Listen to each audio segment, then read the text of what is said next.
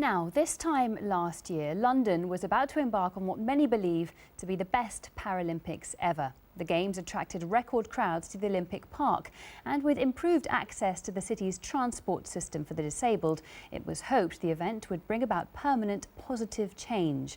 But campaigners have today raised serious concerns over the extent of its legacy, as Warren Nettleford reports. Well, I went down to Equality Street. Oh, I tell you what I see. Outside the Canary Wharf headquarters of Crossrail, campaigners did their best to ensure that they could be heard. Oh, I tell you what I see. Listen closely and you'll hear the lyrics say it all. They're angry that not all the stations for the new Crossrail route will have step-free access, and at the moment that's 7 out of the 38 stations. There was a lot of great stuff that came out of the Paralympics, and I think this is an opportunity to build a world-class railway system we can be really proud of, that will uphold our values of inclusion and equality. Last year for the Paralympics, TfL invested millions in transport improvements. Campaigners hoped the success of those games would have acted as a watershed. And it seems the Mayor agrees. The thing that I'm most determined to do is to get our transport network properly accessible. And something like Crossrail, which is a massive project for our city, it's we've got to make sure that when that comes through in 2018, if that isn't properly accessible, my ass is grass basically, and we've got to do that. Before reaching Canary Wharf, these activists staged their own torch relay, shadowing the new Crossrail route and showing the challenges that they face. But there have been improvements since the Games.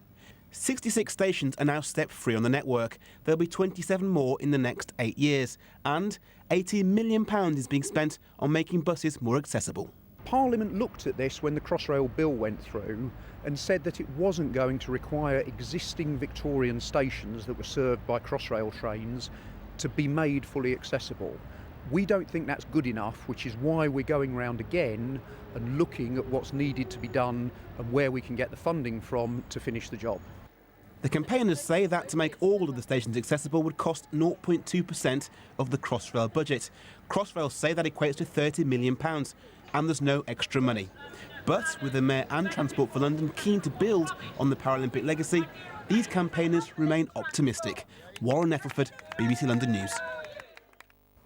Well, our sports reporter Sarah Orchard joins me now. Sarah, last summer London showed the world how Paralympic sports should be done. We're not exactly revelling in the success, are we? Alice, London is proud and should be proud of what it achieved at the Paralympics in 2012. But as we've just seen, the campaign for disabled people to achieve that better quality of life does continue. At the closing ceremony of the Paralympic Games, the International Paralympic Committee's president, Sir Philip Craven, came out and said at the time, these games have changed us forever. But 1 year on, that sentiment perhaps isn't being felt quite as strongly as some would have hoped.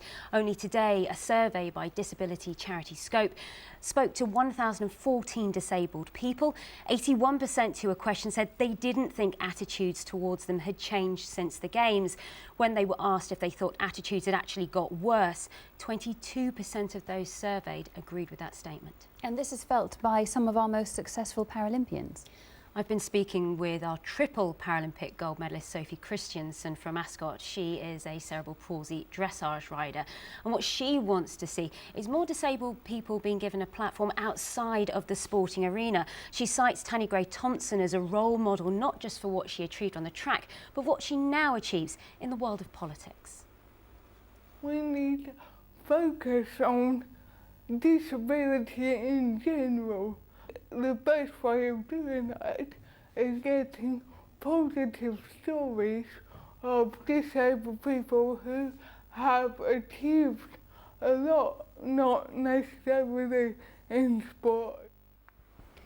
And whilst we stay on the subject of Paralympic sporting legacy, staying with the sports side, the Mayor of London, Boris Johnson, has come out today and he said he wants all the clubs across the capital to sign up to what he describes as the gold standard of disability sport.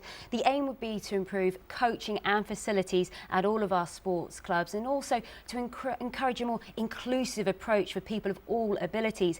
And we do still have that lovely little carrot ahead of us in 2017, when we'll be hosting both the World Athletics Championships concurrently with the IPC World Athletics Championships at the same time. And we look forward to that. Thank you very much for that, Sarah. Thank you. Still to come.